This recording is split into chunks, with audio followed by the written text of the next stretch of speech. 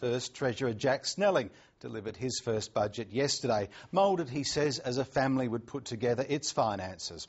But today, the Liberals took aim at Labor's 10th state budget, describing it as having delivered debt, deficit and deceit to South Australian families. Earlier today, I spoke to Opposition Treasury spokesman Iain Evans. Iain Evans, welcome to 7:30 South Australia. Pleasure. Which of your election promises would you have jettisoned in order to avoid a budget of debt and deficit?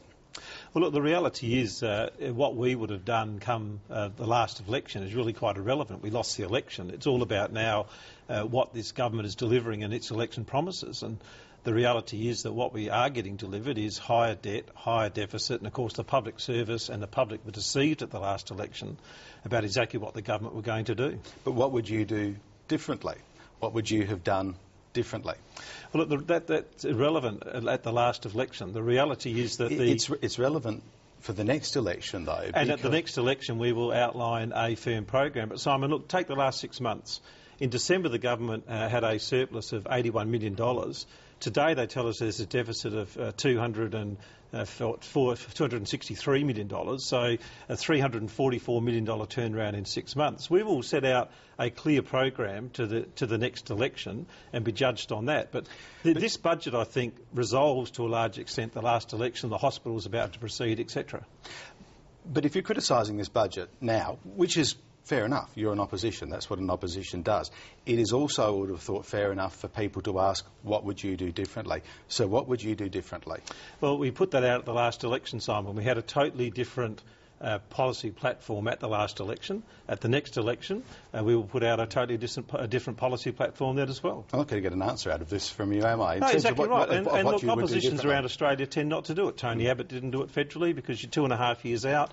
If you can tell me the financial circumstances in 2.5 years' time, so that we know... If I could tell you that, I wouldn't be doing this job. No, exactly right. So our job as an opposition is to hold the government to account, and that's what we intend to do. You want to be the next government, though. Is it good enough to effectively say, which is what you're in a sense saying at the moment, give it to us, but we'll give you the details later?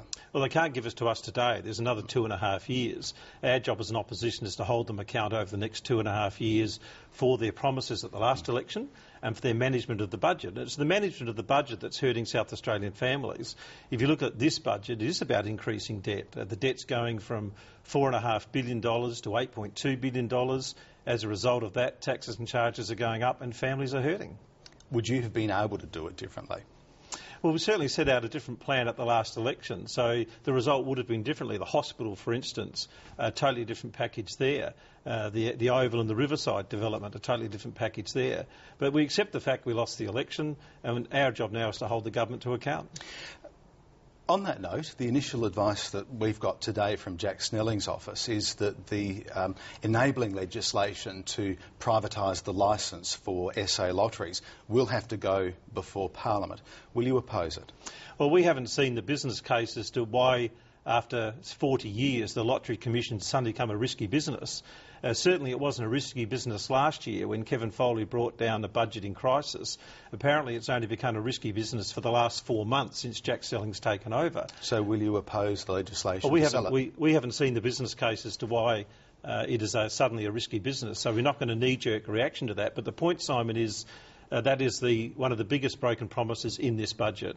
Mike Rann, you have a chance. But Mike Rann went around for 10 years saying no more privatisation. He was totally anti-privatisation.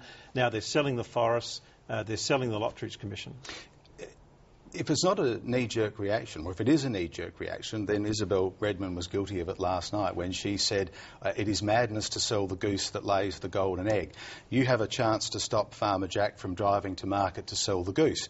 Will you oppose the legislation? Well, that'll be considered by Shadow Cabinet when we meet to discuss the budget. The budget's been out less than 24 hours. Now, I, as Shadow Treasurer, am not going to knee-jerk reaction on that issue. I'll talk to my Shadow Cabinet colleagues and ultimately make a decision. Do you have a gut feeling? No, not at this stage. I'm not sure where Shadow Cabinet will go. I think the public... No, I'm asking you personally. Oh, well, I think the public, though, are concerned about why the state is selling its income-producing assets. We're selling our forests, we're selling the Lotteries Commissions, both that bring income into the budget, and then we're building lots of assets that are going to take money out of the budget through maintenance. And I think the public are a bit concerned about how exactly we're going to afford this long term. Can we talk about the atmospherics for a moment? Family man Jack is a very different person to showman Kev. Is he a harder person for you in that aspect of politics, in terms of selling, in terms of personal appeal? Is he a harder target for you? Oh no, look, the target is not the person, the target is Labor policies, and it's Labor policies that are hurting families in this budget. I smile at Jack Snelling saying he's a family man and the budget's all about the family, when it's increased costs on the family that this budget delivers. The average family in this budget is going to be $750 a year worse off. Things like driver's licences, car registrations going up, speeding fines, water prices, 50% increase. Those things hurt families. There's nothing in this budget for families other than a picture of Jack Snelling's family. Iain Evans, a pleasure to have you with us. Thanks for your time on 7:30 South Australia. Pleasure.